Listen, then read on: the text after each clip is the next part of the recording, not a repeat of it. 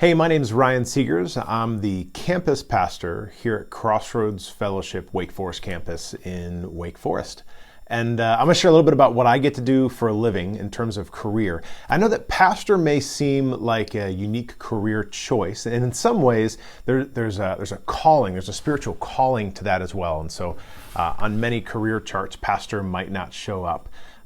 So for me, being a pastor was more of a calling. I've got some skills and some background in small business and entrepreneurship, and that's kind of been my family growing up.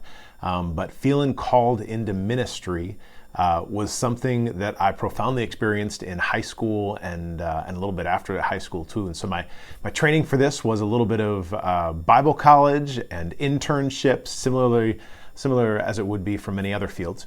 And the role of a pastor, I'd want you to know, is a lot of different things. And so if you've ever known a pastor, don't assume that every pastor functions in the same way, because our roles are so uniquely different based on our unique skills and what we really feel led by God to do. So as a campus pastor, my job is uniquely, I don't have the pressure of running the entire church, right?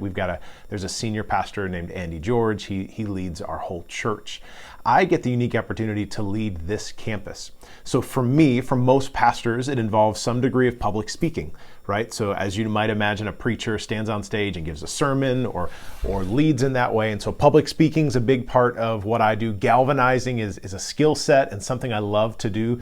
Getting people motivated and moving around a compelling idea is great. That's a skill set that I love to have. I think many pastors have that skill set. Another piece of being a pastor is empathy. So if it's easy, if it's a natural wheelhouse for you to lean in and listen well to people and meet people where they are, that's a big part of what it means for me to be a pastor. I meet with probably 30 to 40 people a month via Zoom or in a coffee shop or in a hallway conversation. And a big part of being a pastor is listening well. Listening not just to the words they're saying, but to their heart and to what is really stirring in them, what is aching in them, what is exciting to them, and then helping them discern with God, what is the next step from here? How do I trust God more? How do I grow in my faith? How do I take action? Those are all important things. Pastoring, empathy, those kinds of things. Public speaking is a big part of my role. And then, of course, leadership is a big part of my role, too. And so a lot of that, I love to lead in meeting settings. And I happen to work at a church with a pretty big staff. And so we get to have meetings and discern together and kick ideas around and create and discover new ways forward. And those are things that I love. So that's what it's like to be a pastor for me. I do a lot of leading, a lot of speaking, and a lot of sort of pastoral counseling, shepherding.